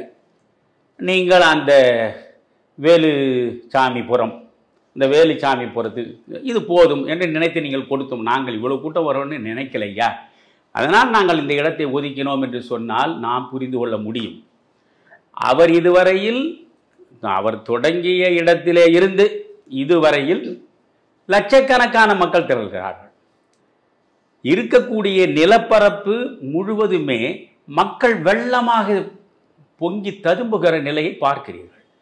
ஏற்கனவே திருவாரூரில் எவ்வளவு பெரிய கூட்டம் கூடியிருக்கிறது, நாகப்பட்டினத்தில் எவ்வளவு பெரிய கூட்டம் கூடியிருக்கிறது, இப்பொழுது இதே நாமக்கல்லில் எவ்வளவு கூட்டம், திருச்சியில எவ்வளவு கூட்டம். ஆக இந்த மனிதன் ஒரு இடத்தில் வந்தாலே பல்லாயிரக்கணக்கில் மக்கள் வருகிறார்கள் என்று உங்களுக்கு தெளிவாக தெரிகிறது. அப்படி என்றால் கரூரில் அவர் வந்து பேசினால் குறைந்தபட்சம் எவ்வளவு மக்கள் வருவார்கள் என்பதை உங்கள் உளவுத்துறையால் கணிக்க முடியாதா? அப்படி கணிக்க முடியவில்லை என்றால் அதுக்கு எதற்கு உளவுத்துறை? அந்த உளவுத்துறை கொடுக்கக்கூடிய அறிக்கையை வைத்துக் கொண்டுதானே காவல்துறை அடுத்த கட்ட நடவடிக்கைக்கு போக முடியும். சரி, அங்கே இருக்கக்கூடிய எஸ்பியிலிருந்து, அங்கே இருக்கக்கூடிய இன்ஸ்பெக்டர்லிருந்து மற்ற எல்லாரையுமே நீங்கள் பார்த்தால் இந்த ஒரு குறிப்பிட்ட அவர்கள் கேட்ட இடம் என்ன? முதலில் 2 இடத்தை கேட்கிறார். ஒன்று லைட் ஹவுஸ், அது லைட் ஹவுஸ் ரவுண்டானா, இன்னொன்று அந்த பேருந்து நிலையம் இருக்கக்கூடிய அந்த பஸ் ஸ்டாண்டுக்கு அந்த ரவுண்டானா. அது 4 வழி சாலைகளாக இருக்கக்கூடிய இடங்கள். ஐயா, இவர்கள் இந்த இடத்தில் நான் விஜயினுடைய அமைப்பாளர்கள் மீது குற்றம் சொல்ல மாட்டேன். அவர்கள் போய் தெளிவாக, ஐயா இந்த இவ்வளவு பேர் 10,000 பேர் வருவார் என்று சொன்னாதான் கொடுப்பான். இல்லைன்னா நீங்க 1,00,000 பேர் நிற்பார்கள் என்றால் அதையே காரணம் காட்டி இவர்கள் தடுத்துவார்கள். அதனால 10,000 பேர் என்று சொன்னீர்களே, எப்படி இவ்வளவு கூட்டம் வந்தது என்று கேட்பதில் நியாயமே கிடையாது. நீங்கள் 10,000 பேர் வருவார் என்று சொல்லும் பொழுது கூட இவர்கள் என்ன செய்திருக்கிறார்கள்? 60,000 பேர் நிற்கக்கூடிய அளவுக்கு என்ன, அவர்கள் எத்தனை சதுர அடி 60,000 பேர் வசதியாக நிற்பதற்கு வாய்ப்புள்ள இடம் என்று சர்வேயரை வைத்து சர்வே நடத்தி அந்த புள்ளி விவரத்தோடு அவர்கள் முதலில் ஒரு மனுவை கொடுத்திருக்கிறார்கள். அந்த மனுவை பற்றி இந்த அடிமை சேட்டலைட் ஊடகங்களில் ஒன்றில் கூட சொல்லவில்லை, ஒன்றில் கூட அதை காட்டவில்லை. சோசியல் மீடியாவில் சில பேர் அதை சொன்ன பிறகுதான் மற்றவனுக்கே தெரியுது. உடனே அது முடியாது என்கிறார். நான் கேட்கிறேன், ஸ்டாலின் அந்த இடத்தில் நடத்தினாரே, இப்ப ஸ்டாலின் நடத்தினார் இல்லவா, ஸ்டாலின் நடத்துவதற்கு அந்த இடம் கொடுக்கப்படும். ஏனென்றால் ஸ்டாலின் வந்தால் 8 கோடி தமிழர்கள் 7 கோடி பேர் நிற்பார்கள் என்பதற்காக கொடுத்தீர்களா? ஸ்டாலினுக்கு 7 கோடி பேர் கூடுவான் என்பதற்காக பெரிய இடத்தை கொடுப்பீர்கள். விஜய்க்கு கூட்டமே கூடாது என்பதற்காக அந்த சின்ன இடத்தை நீங்கள் முட்டு சந்து மாதிரி இருக்கிற இடத்தை கொடுப்பீர்களா? நீங்கள் ஒன்றை பார்க்கணும், ஒரு இடத்தில் பல்லாயிரக்கணக்கான மக்கள் கூடுவார்கள் என்றால் திடீரென்று ஏதாவது ஒரு பிரச்சனை வருகிற பொழுது மக்கள் சிதறி வெளியே போவதற்கு ஏற்றாற் போல பல வழிகள் இருக்க வேண்டும். ஒரு 4 வழிகள் திறந்திருக்கிறது என்றால் விறுவிறு என்று பல்வேறு வழிகளில் மக்கள் கலைந்து விடுவார்கள். அதற்கான வாய்ப்பு இவர்கள் ஏற்கனவே எழுதி கொடுத்த அந்த பேருந்து நிலையம் இருக்கக்கூடிய இடம் திடல் அல்லது இந்த லைட் ஹவுஸ் திடல், இவை நீங்கள் பார்த்த படத்தில் காட்டுகிறார். அழகாக அந்த 4 வழி சாலை இருக்கிறது, ரொம்ப விரிவாக இருக்கிறது. எல்லா பக்கத்திலும் மக்கள் திரளாக நிற்கலாம், 1,00,000 பேர் கூட நிற்கலாம். நின்று விட்டு ஏதாவது அசம்பாவிதம் ஏற்பட்டால் உடனடியாக கலைந்து போகலாம். ஆனால் இது ஒரு நீண்ட தெருவாக இருக்கிறது. அந்த நீண்ட தெருவில் ஒரு இடத்தில் நீங்கள் மேடை போட்டு விட்டால் அந்த மேடையோடு சரி, பிறகு இந்த பக்கம் போவதற்கோ அந்த பக்கம் போவதற்கோ எந்த வழியும் இல்லை. இப்படி ஒரு இடத்தை தான் காவல்துறை தேர்ந்தெடுத்து கொடுக்கும் என்றால் காவல்துறை திட்டமிட்டே இந்த சதியை செய்திருக்கிறதா என்று நான் கேட்கிறேன். பெருங்கூட்டம் கூடும் என்பது உங்களுக்கு தெரியாதா? ஒன்று. இரண்டாவது, அந்த கூட்டம் இவர் சொல்கிறார், டிஜிபி சொல்கிறார் 10,000 பேர் கூடுவார்கள் என்று சொன்னார்கள், 27,000 பேர் கூடி. அது எப்படி 27,000 என்று எண்ணி பார்த்தார் என்று எனக்கு தெரியவில்லை. 27,000 பேர் கூடிவிட்டார்கள். 27,000 இல்லை, எவ்வளவு குறைத்து மதிப்பிட்டாலும் 60,000-70,000 பேருக்கு மேல் இங்கே கூடி இருக்கிறான். நான் என்ன சொல்றேன், நம்பர் 1, நீ இப்படி சொல்றார் இவர் 3 மணியிலிருந்து 10 மணி வரை தான் கூட்டம் நடத்த நாங்கள் அனுமதி கொடுத்திருக்கிறோம்.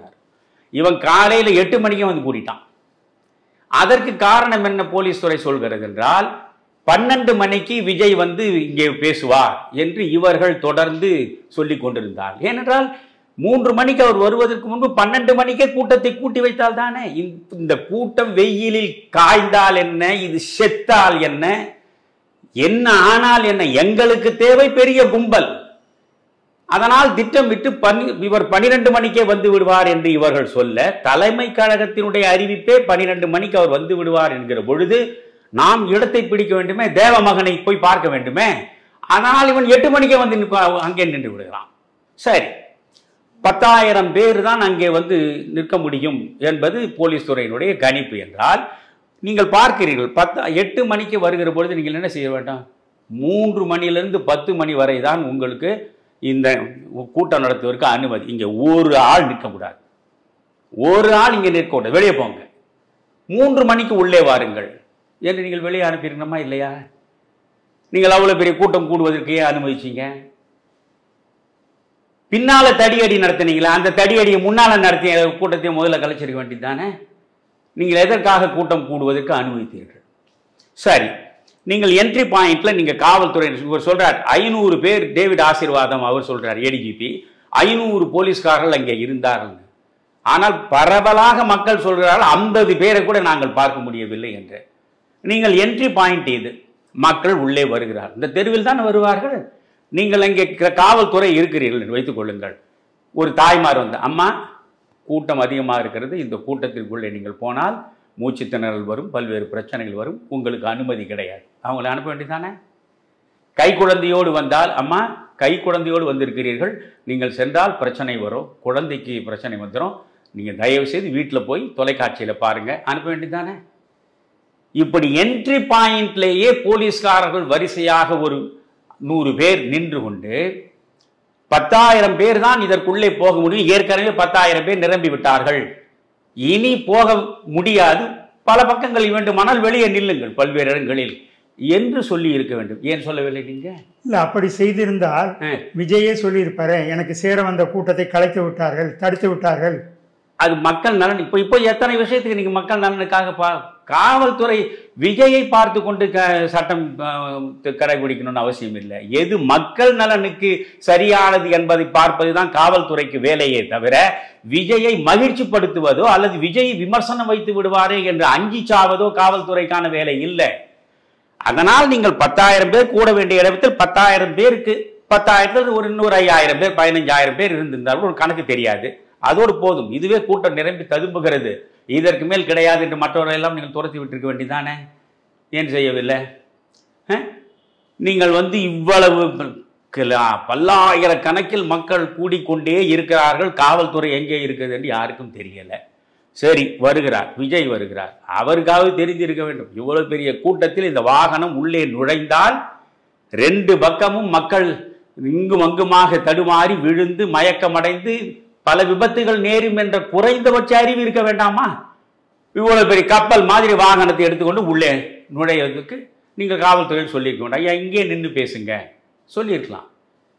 அதில் ஒரு காவல்துறை அதிகாரி சொல்கிறார், அவர் போகிற இடத்திற்கு முன்னேயே இன்னும் உள்ளே போகாதீர்கள் ஐயா, நீங்கள் இங்கே நின்று கொண்டு பேசுங்கள் என்று நாங்கள் சொல்லி பார்த்தோம், ஆனால் அவருடைய படைத்தளபதிகள் கேட்கவே இல்லை, கடைசி வரைக்கும் போனாங்கன்னு.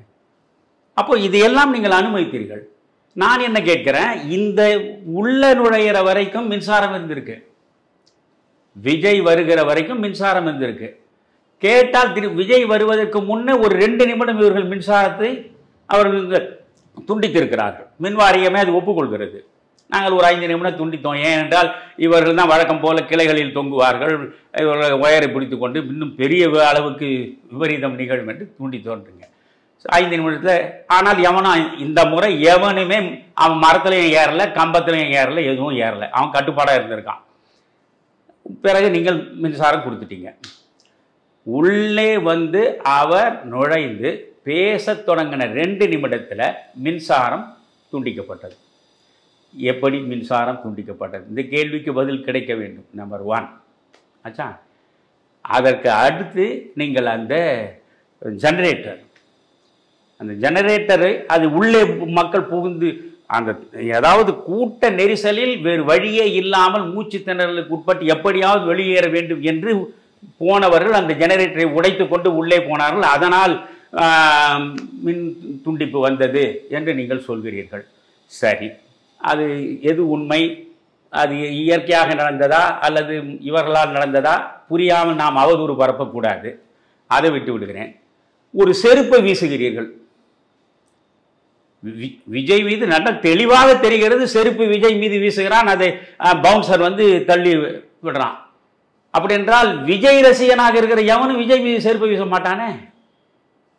விஜய்க்கு எதிரானவர்கள் யாரோ அங்கே உள்ளே நுழைந்து ஊடுருவல் செய்திருக்கிறார்கள் என்பதற்கு இந்த செருப்பு வீச்சு மிக முக்கியமான சாட்சியாக இருக்கிறதா இல்லையா? அதுவும் செந்தில் பாலாஜியை பற்றி பாட்டு பாடும்போது, அதாவது 10 ரூபாய் பாட்டில் என்று இவர் முதலில் ஒரு தலைவன், நீங்கள் வந்து அவர் இன்னும் சினிமாவிலிருந்து வெளியே வரல. அவருடைய நோக்கமே அரசியல் விழிப்புணர்வை உருவாக்குகிறார் போல மிகச்சிறந்த உரையாற்றி அவர்களை தெளிவுபடுத்த வேண்டும் என்பதே இல்லை. அவருடைய ரசிகர்களை எப்படி மகிழ்ச்சிப்படுத்துவது, அவ்வளவுதான். சினிமாவில் அவர் என்ன செய்வாரோ அதை மேடையில் ஒரு 5 நிமிடம் செய்கிறார், அவர் பாடுகிறார். அதற்கு பிறகுதான் இப்படி எல்லா வேலையும் நடக்கிறது. அந்த இடமே இருள் சூழ்ந்து விடுகிறது. அதற்கு பிறகு செருப்பு வீசப்படுகிறது. பிறகு அது வேண்டுமென்றே ஆட்களை அனுப்பி அந்த ஆட்கள் தான் இவர்கள் மீது ஏறி மிதித்து போனார்கள் என்பதை நான் நம்பவில்லை. அப்படியெல்லாம் சாட்சியம் இல்லாமல் நாம் சொல்வதற்கு நம்முடைய தமிழறிவு தர்பாரில் இடமில்லை. நீங்கள் ஒரு பல்லாயிரக்கணக்கில் மக்கள் திரண்டு இருக்கிற பொழுது அதில் ஒரு சின்ன ஒரு குழந்தையை காணோம் என்பதை இவரே அறிவிக்கிறார். அப்போ ஒரு குழந்தையை காணோம் எங்கெந்தாவது கண்டுபிடிங்கன்னு சொன்னதுதான் முதல் துவக்கம். அப்போ எங்க குழந்தை என்று தாய்மார்கள் கலக்கம் அடைகிறார்கள். அப்போ அந்த கூட்டத்துக்குள்ள ஒரு பரபரப்பு ஏற்படுகிறது. இருக்கிற சூழல் சரியாக இல்லை, மின்வெட்டு நிகழ்ந்திருக்கிறது, இருள் சூழ்ந்து விட்டது, எப்படியாவது நாம் இந்த இடத்தை விட்டு போனால் பரவாயில்லை என்று நினைக்கிறார்கள். நீங்கள் ஒரு தனி நபர் ஒரு வீடியோ எடுத்திருக்கிறார், இதுவரை எதிலையுமே வரவில்லை, இப்பொழுதுதான் அதை வெளிப்படுத்தியிருக்கிறார் விகடனில். அந்த தனி நபர் தன் பெயரை சொல்ல விரும்பவில்லை, ஆனால் இந்த வீடியோவை நான் கொடுக்கிறேன். அந்த வீடியோவை நீங்கள் பார்த்தால் தெரியும். அந்த வீடியோவில் மூச்சு திணறலுக்கு உட்பட்டவர்கள் எப்படியாவது வெளியே வர வேண்டும் என்று கூரை இருக்கு பாருங்க, கூரையினுடைய அந்த மேல் கூரையை எல்லாம் பீத்து கொண்டு ஒவ்வொருவனா மேல ஓடி வரான் மூச்சை பெறுவதற்காக. இந்த கூட்டத்தில் அவனால் அந்த பிராணவாயுவை பெற முடியல, அப்படி பீத்து கொண்டு மேலே வருகிறார்கள். இவனுக்கு அத்தனை பேர் இப்படி மேலே ஒருத்தன் வரும்போது அது மாதிரி தான் கீழே இருந்து மூச்சு திணறலுக்கு உட்பட்ட நிலையிலே தான் பல பேர் மரக்கிளையில் ஏறி இருக்கிறார்கள். அப்படி மரக்கிளையில் ஏறுகிற பொழுது அந்த கிளை முறிந்து சரிந்து விழுந்து இன்னும் கூடுதலான விபத்து ஏற்பட்டிருக்கிறது. இந்த கூரையின் மீது பீத்து கொண்டு திரும்ப திரும்ப காட்டுறான் விகடன்ல பாருங்க. அப்படி கூரையை பீத்து கொண்டு இவர்கள் மேலே மூச்சு வாங்குகிறார். அந்த மேலே ஒரு மொட்டை மாடி, அந்த மொட்டை மாடியில் ஏற்கனவே 30 பேர் இருக்கிறார்கள். அதில் இந்த வீடியோ எடுத்து சொல்கிறார், நான் 2 பேரை தூக்கி அவர்களை மூச்சு தெளிய வைத்து அவர் உயிரை காப்பாற்றினேன், இல்லைன்னா அவர்களுக்கு அதையும் அவ்வளவுதான்.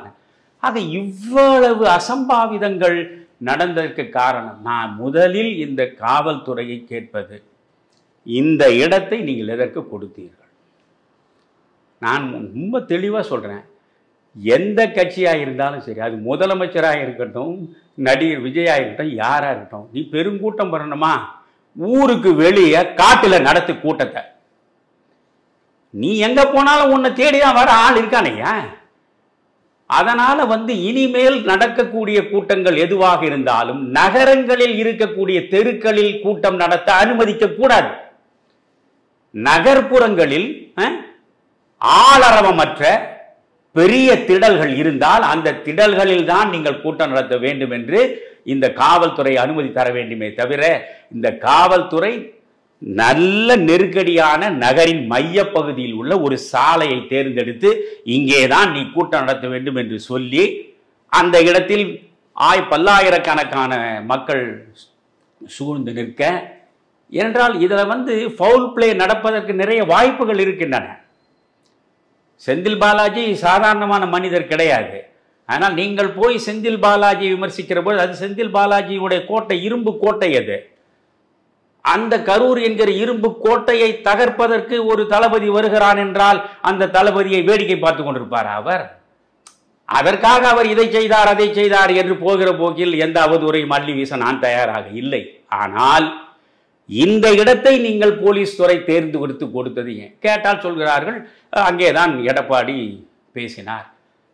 சரி, எடப்பாடிக்கு ஒரு பெரிய கூட்டம் வந்தது. அந்த கூட்டம் கட்டுப்பாடு உள்ள ஒரு கூட்டம், அது முறையாக பயிற்சி பெற்ற கூட்டம். ஒரு கூட்டத்தை எப்படி நடத்த வேண்டும், எங்கே மேடை போட வேண்டும், எல்லாமே அவர்களுக்கு தெரியும். அது திமுகவுக்கும் தெரியும், அதிமுகவுக்கும் தெரியும். காற்று எந்த பக்கம் வீசும், காற்று வீசுகிற பக்கத்துக்கு போக்குக்கு ஏற்றாற் போல் எப்படி மேடை அமைக்க வேண்டும், எந்த இடத்தில் நின்று பேசினால் எல்லாருக்கும் தெரியும். மக்கள் அத்தனை பேரும் எப்படி கட்டுப்பாடாக இருப்பது, அவர்களுக்கு தண்ணீர் வழங்குவது, அவர்களுக்கு ரெஸ்ட் ரூம் போகணும்னா அதற்காக ஏற்பாடுகள் செய்ய, எல்லா வகையிலும் பார்த்து செய்வதற்கு பயிற்சி பெற்ற 2ஆம் கட்ட தலைவர்கள் ஒவ்வொரு பகுதியிலும் அந்த கட்சிக்கு இருக்கிறார்கள். திமுகவுக்கும் இருக்கிறார்கள், அதிமுகவுக்கும் இருக்கிறார்கள். இது பயிற்சியே பெறாத ஒரு ரசிகர் கூட்டம் தானே. முதல் முறையாக இப்பொழுதுதான் அந்த கட்சியின் மீது இருக்கிற ஆர்வம், அந்த தனி மனிதன் மீது இருக்கிற ஆர்வம். இப்ப இவர்களுக்கு என்ன கொள்கை, இதுவரைக்கும் தாவேகாவுக்கு என்ன கொள்கை? இவர்களால் சொல்ல முடியுமா? யாராவது நம்ம தம்பி இங்கே வாங்க, நீங்கள் வந்து இப்போ விஜய் வந்து இப்போ முதல்வராக வரணும்னு ஆசைப்படுறீங்க, எனக்கு கூட அந்த ஆசை இருக்குது, எனக்கு சத்தியமாக அந்த ஆசை இருக்குது, விஜய் வரணும்னு இல்லை, இந்த ஆட்சி ஒழியணும், இந்த ஆட்சியை ஒழிப்பது விஜயால் தான் முடியும் என்றால் அந்த விஜயை நான் வாழ்த்தி வரவேற்பேன். புரியுதா? எனக்கு ஏதோ ஒரு வழியில் ஒரு சக்தி மிக்க ஒரு தலைமை உருவெடுத்து வந்து இந்த திராவிட முன்னேற்ற கழகத்தை வீழ்த்த வேண்டும், ஆட்சி நாற்காலிருந்து அகற்ற வேண்டும். இதுதான் முக்கியம். என்றால் இவர்கள் மாபெரும் நடிகர்கள். ஐயோ, இந்த அன்பில் பொய்யா மொழியே சிவாஜி கணேசன்லாம் பக்கத்திலே நிற்க முடியாத, என்ன மாதிரி அவர் விம்முவதும், அவர் அப்படியே கண்ணீர் கரை, ஏற்கனவே கிளிசரின் போட்டு வந்துட்டாரா என்னன்னு தெரியல, அவர் கண்ணீர் கரை புரண்டு ஓடுகிறது. செந்தில் பாலாஜி அவரை ஆற்றுப்படுத்துகிறார். இதெல்லாம் பார்க்கும்போது வேடிக்கையாக இருக்கிறது. இதில் உதயநிதி துபாய்க்கு குடும்பத்தோடு சென்றவர், இங்கே 40க்கு மேற்பட்டவர்கள் மரணம் அடைந்து விட்டார்கள் என்ற செய்தியை கேட்ட அடுத்த கணமே அந்த துயரத்தை தாழ முடியாத நிலையில் பாதியிலேயே அவர்களை விட்டுவிட்டு துபாயிலே இருந்து திரும்பி வந்து பார்த்து ஆறுதல் மருந்தை அள்ளி கொடுத்து அவர்கள் ஆறுதல் அடைந்து விட்டார்கள் என்று தேர்ந்து தெளிந்து மீண்டும் துபாய்க்கு போய்விட்டார். எப்பேற்பட்ட மனிதர்கள் யா நீங்கள்? எப்பேற்பட்ட கட்சி அது? எப்பேற்பட்ட ஆட்சி அது? இந்த ஆட்சியை மொத்தமாக முற்றுப்புள்ளி வைத்து வீட்டிற்கு அனுப்ப வேண்டும் என்பதற்காக விஜய் வலிமை மிக்க சக்தியாக வருகிறார் என்றால் நான் கை கொடுத்து விஜயை அழைப்பதற்கு தயாராக இருக்கிறேன். ஆனால் விஜய் அவர்களே, ஒரு பக்கம் புஷியும் இன்னொரு பக்கம் பசியுமாக நீங்கள் வந்தால் ஒன்றும் தேராது. நல்ல அறிவார்ந்த மக்கள் உங்களுக்கு இருக்க வேண்டும், நல்ல திட்டங்கள் இருக்க வேண்டும். ஒரு நிகழ்ச்சியில் குறைந்தது 15 நிமிடங்களாவது பேசுவதற்கு நீங்கள் பயிற்சி எடுக்க வேண்டும். என்னென்ன, அதாவது இந்த பவர் பாயிண்ட் என்று சொன்னேன், இந்த மாவட்டத்திற்கு வருகிறோமா, இந்த மாவட்டத்தில் பிரச்சனைகளை நீங்கள் எப்படி அணுக வேண்டும், இதை சொல்லி நான் முடிக்கிறேன். பிரச்சனை எப்படி ஆகும்? ஒன்று, ஒரு மாவட்டத்திற்குள்ள நுழையிறீங்கன்னா நீங்கள் முதல்ல 234 தொகுதி வாரியாக வந்திருந்தால் இந்த பிரச்சனையே கிடையாது. நீங்கள் ஒரு 4 தொகுதிக்கு ஒன்றாக ஒரு மைய புள்ளியில் வந்து சேருகிற போது 4 தொகுதியில் இருக்கிறவர்கள் வந்து மக்கள் கூடணும்னு நினைக்கிறீங்க. அது மட்டும் இல்லாமல் உங்களுடைய அடுத்த தலைவர்கள் 4 மாவட்டங்களில் உள்ளவர்கள் எல்லாம் அங்கே கூட வேண்டும் என்று நினைப்பதனால தான் இந்த அசம்பாவிதங்கள் நடைபெறுகின்றன. நீங்கள் பேசுகிற பொழுது அந்த மாவட்டத்தில் என்னென்ன குறைபாடுகள், நீண்ட காலமாக நிறைவேற்றப்படாத கோரிக்கைகள் என்னென்ன, அவற்றை முதலில் ஒரு பட்டியலிட்டுக் கொள்ள வேண்டும். புரியுதா?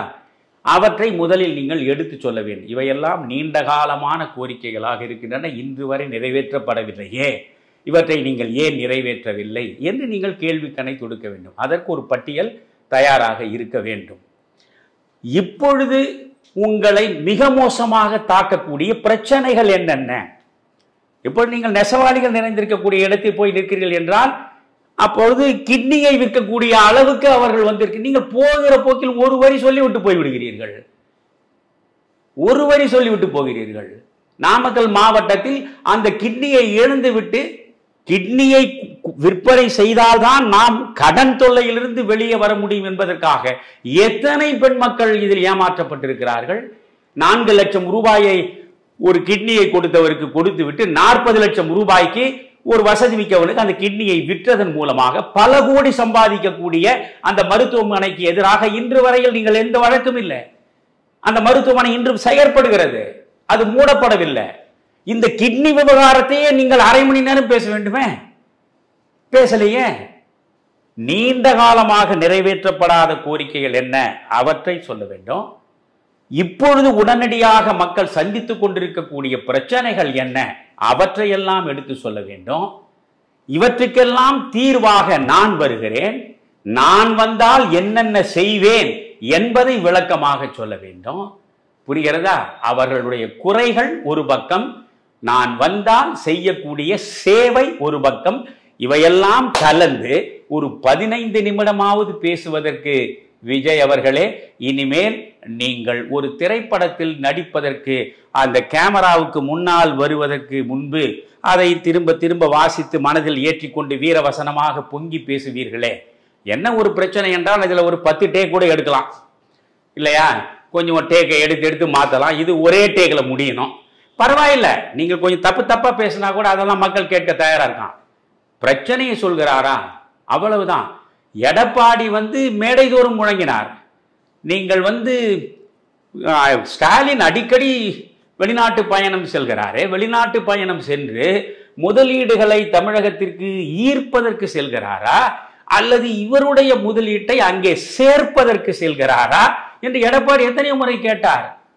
ஆனால் இந்த விஜய் அதை கொஞ்சம் நக்கலும் நையாண்டியுமாக கேட்ட பொழுது உண்மையிலேயே திமுக கூடாரம் நடுங்கி விட்டது இல்லையா? அப்ப அந்த அளவுக்கு உங்களுடைய வார்த்தைக்கு வலிமை இருக்கிறது. காரணம், உங்களுக்கு பின்னாலே இருக்கிற இந்த இளைஞர்கள் சக்தி. இந்த இளைஞர் சக்தியை ஒழுங்காக நீங்கள் பயன்படுத்தி நீங்கள் ஒரு மிகச்சிறந்த கட்சியாக கொண்டு வர வேண்டும். இந்த கட்சியை தடை செய்ய வேண்டும் என்று நீங்கள் நினைத்தால் உங்களுக்கான அழிவு பள்ளத்தை நீங்களே தேடிக்கொள்கிறீர்கள் என்றுதான் பொருள். ஜனநாயக அமைப்பில் தாவேகா என்பது ஒரு கட்சி. அந்த கட்சி இப்பொழுதுதான் வளர்ந்து கொண்டிருக்கிறது. எனவே வளரும் நிலையில் சில குறைகள் இருக்கலாம். குறைகள் சுட்டிக்காட்டப்பட வேண்டுமே தவிர அந்த கட்சியை இதை வைத்து மூடிவிட வேண்டும் என்று நினைத்தால் அதை விட முட்டாள்தனமான நடவடிக்கை வேறு எதுவும் இருக்க முடியாது என்பதை நான் மாண்புமிகு ஸ்டாலின் அவர்களுக்கு அறிவுறுத்த விரும்புகிறேன். அதே நேரத்தில் விஜயை கைது செய்ய வேண்டும் என்று சொன்னால், நீங்கள் கள்ளச்சாராயத்தை குடித்துவிட்டு 68 பேர் செத்தானே, கள்ளக்குறிச்சியில் கள்ளச்சாராயம் 68 பேர் செத்ததற்கு யார் காரணம்? கள்ளச்சாராயம் காய்ச்சியது தானே. கள்ளச்சாராயம் காய்ச்சுகிற அளவுக்கு விட்டது யார் காரணம்? காவல்துறை தானே.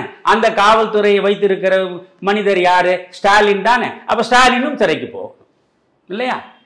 அதனால விஜயை சிறைப்படுத்த வேண்டும் என்றெல்லாம் நினைப்பது அது தவறான அரசியலாக போய் முடியும். இனி அவர்களே தவறுகளிலிருந்து திருந்துவார்கள். இனி எப்படி ஒரு கூட்டத்தை நடத்த வேண்டும், எப்படி முறையாக நாம் மக்களுக்கு சிரமம் தராமல் போய் சென்று பேச வேண்டும் என்றெல்லாம் இவற்றின் மூலமாக பாடங்களை பெற்று அவர்கள் பயணம் தொடர வேண்டும் என்று நானும் விரும்புகிறேன், வாழ்த்துகிறேன். ஆனால் நீங்கள் பெற்ற பாடத்திற்காக ஒரு 41 உயிர்களை பறிகொடுத்திருக்கிறீர்களே என்பதை நினைக்கிற பொழுது அந்த ரணம் ஆறுவதற்கு காலம்தான், நீண்ட காலம்தான். அந்த கால நடையில் தான் அந்த ரணம் ஆறும். அதுவரையில் அந்த இழந்தவர்களை யோசியுங்கள், பரிதவிக்கக்கூடிய அந்த குடும்பங்களை யோசியுங்கள். அவர்களுக்கு என்ன சொல்ல போகிறீர்கள்? நீங்கள் 20 லட்சம் கொடுத்து விட்டீர்கள், அவர் 10 லட்சம் கொடுத்து விட்டார், இவர் 2 லட்சம் கொடுத்து விட்டார் என்றால் தீர்ந்து விடுமா? இருதயத்தின் கசப்பை இருதயமே அறியும் என்பது பைபிள் வாசகம். அவர்கள் வலி என்னவென்று தெரிந்தால் இந்த உதயநிதி அடுத்த நிமிடமே திரும்ப துபாய்க்கு போக முடியுமா? யோசிங்க. அந்த வலியை அவர்கள் தான் அறிவார். அந்த வலியை, அந்த ரணம் அது இருக்கத்தான் செய்யும். அதனால் இந்த விஜய்க்கு எதிராக இதை பயன்படுத்தி விஜயை ஒழித்து விடலாம், விஜயுடைய கட்சியை முடக்கி விடலாம் என்பது போல தவறான முடிவுகளை திராவிட முன்னேற்ற கழக அரசு காவல்துறையை வைத்துக் கொண்டு எடுக்குமானால் அது மிக மோசமான விளைவுகளை அதுவே உருவாக்கி கொள்வதாக இருக்கும் என்பதை நான் சொல்கிறேன். ஐயா, கரூர் சம்பவங்களுக்கு காரண காரியங்கள் என்ன, கடமை தவறியவர்கள் யார் என்பதையெல்லாம் தெளிவாக எடுத்து வைத்தீர்கள். தமிழருவி தர்பார் நேயர்கள் சார்பாக உங்களுக்கு நன்றி கூறி விடைபெறுகிறோம். தமிழருவி தர்பார் நேயர்களே, மீண்டும் அடுத்த நிகழ்ச்சியில் உங்களை சந்திப்போம். அனைவருக்கும் நன்றியும் வணக்கமும்.